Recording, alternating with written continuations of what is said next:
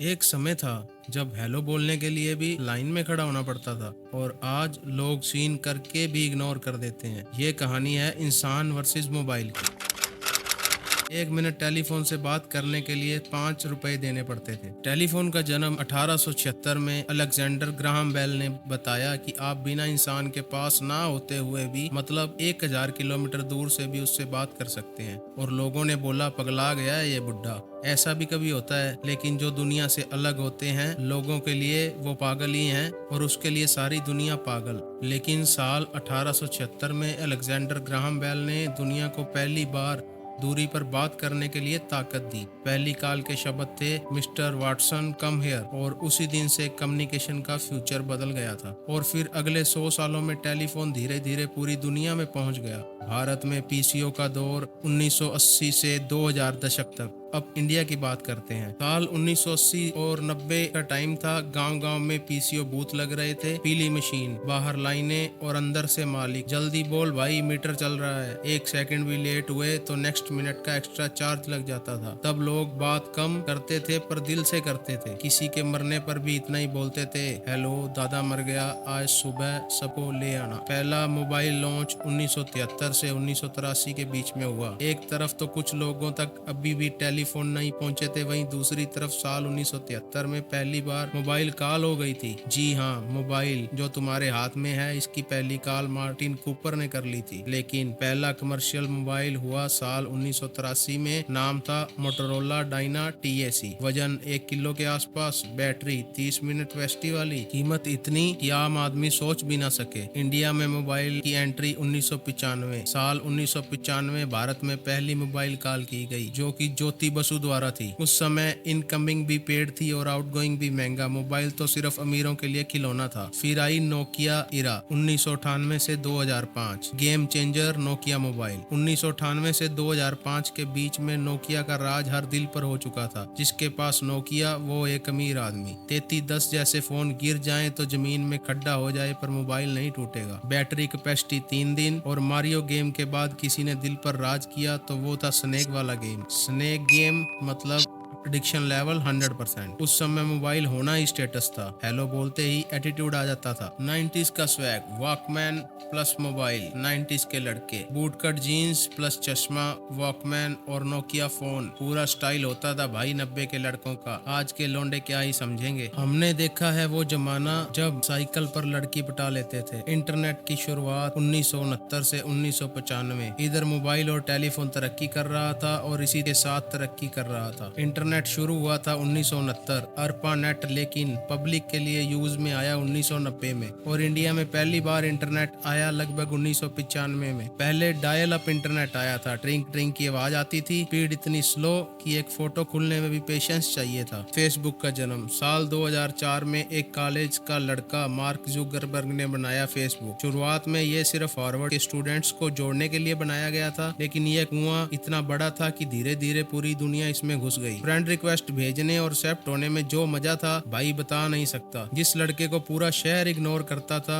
वो अब America London की लड़कियों से बात करने लगा था। लेकिन शुरू में फेसबुक सिर्फ कंप्यूटर वाले यूज कर सकते थे और यहीं से शुरू हुआ वर्चुअल दोस्ती का खेल। असली दोस्त कम, ऑनलाइन दोस्त ज्यादा। YouTube explosion 2005। यूट्यूब लॉन्च हुआ 2005 में। पहली video me at the zoo. तब किसी ने सोचा भी नहीं था कि एक दिन यही प्लेटफॉर्म करोड़ों लोगों की इनकम का जरिया बनेगा और करोड़ों लोगों का टाइम भी खा जाएगा। Smartphone revolution 2007। एप्पल लॉन्च पहला iPhone, touch screen, internet in the pocket, apps. यहीं से मोबाइल फोन नहीं अब मिनी कंप्यूटर बन गया था। इंस्टाग्राम 2010। साल 2010 इंस्टाग्राम लॉन्च हुआ। अब लोग खाना खाने से पहले फोटो, घूमने से पहले पोज और जिंदगी जीने से पहले पोस्ट। रियलिटी कम, शो ऑफ ज्यादा। लेकिन शुरू में लोग कहते थे ये सब तो हम फेसबुक पर ही कर लेते हैं। एप्स का धमाका 2010 से 2015। अब मोबाइल में आ गया था पूरा बाजार। Shopping apps, food delivery, cab booking, घर बैठे सब कुछ। और इसका रिजल्ट कहीं भी चलकर जाने की जरूरत नहीं, खुद करने की जरूरत नहीं। और धीरे धीरे इंसान आलसी बन गया। Headphone generation. अब सीन ये है हर कोई हेडफोन लगाकर अपनी वर्चुअल दुनिया में गुम हो चुका है। बसों में बैठो या ट्रेन में बैठो कोई किसी से बात नहीं करता। पहले भाई कहाँ जा रहे हो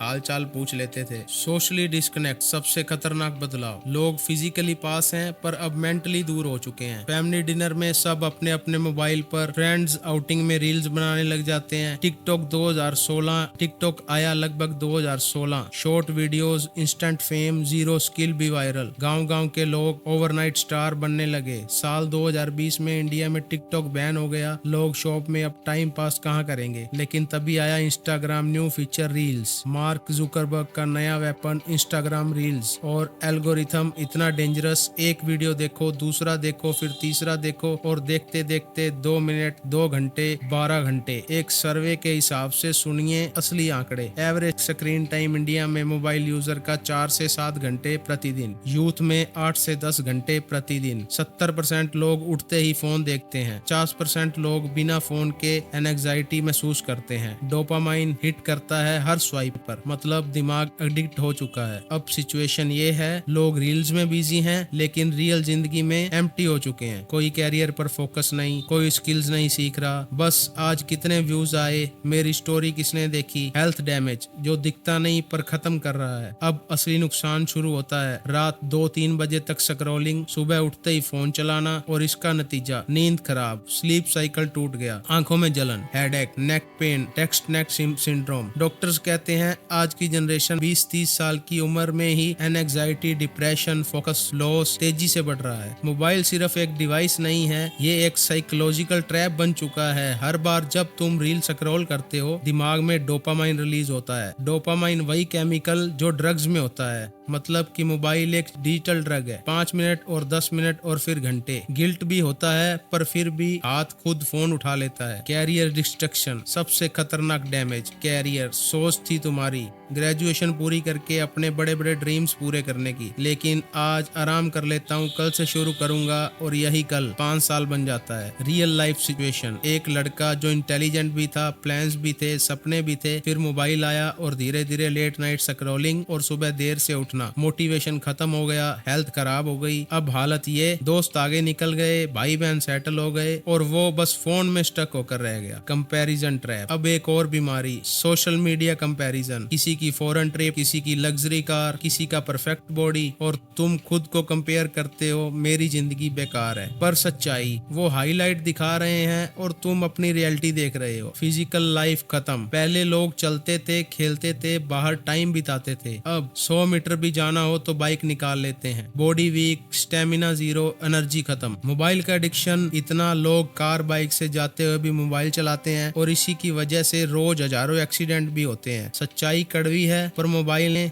2 तरह से लोग बनाए। Winners, YouTube creators, online business, freelancers, उन्होंने मोबाइल को यूज किया। Losers, endless scrolling, no skills, no growth. सबसे खतरनाक सच, आज की जनरेशन बिना मोबाइल के 5 मिनट नहीं रह सकती। बाथरूम में फोन, बेड में फोन, खाने के समय फोन। अगर फोन गायब हो जाए तो पैनिक अटैक जैसा फील होता है। एक इंसान अपनी जिंदगी के 10-15 साल सिर्फ स्क्रीन पर बिता सकता है, मतलब जिंदगी का एक बड़ा हिस्सा बस स्वाइप में खत्म हो गया तुम्हारा। इस डिजिटल रेवोल्यूशन में कुछ लोगों ने एम्पायर बनाया, लेकिन ज्यादातर लोगों ने अपना फ्यूचर खो दिया। मोबाइल बुरा नहीं है, पर उसका गलत इस्तेमाल जिंदगी बर्बाद कर सकता है। अब फैसला तुम्हारा है, क्या तुम भी 99% लोगों की तरह इस मोबाइल से अपनी जिंदगी बर्बाद कर लोगे या फिर इसकी वजह से कुछ हासिल करोगे। यह वीडियो देखने के बाद तुमको भी इस ट्रैप का पता चल गया होगा और तुमको गिल्ट भी हो रहा होगा। फिर भी आप में से ज्यादातर लोग फिर से अपनी उसी दुनिया में वापस चले जाएंगे, लेकिन जो 1% बदलना चाहते हैं, मेरी तरफ से उनको बेस्ट ऑफ लक। और इस वीडियो से आपने क्या सीखा कमेंट करके बताइए, और जो बदलना चाहते हैं कैसे और क्या करना है आप मुझसे पूछ सकते हैं। मैं हमेशा आपकी मदद के लिए खड़ा रहूंगा। पुराने समय में लोग कम कनेक्टेड थे पर ज्यादा खुश थे। आज सब कनेक्टेड हैं पर अंदर से अकेले हैं। वीडियो को लाइक और हमारे चैनल को सब्सक्राइब करना मत भूलिएगा। धन्यवाद।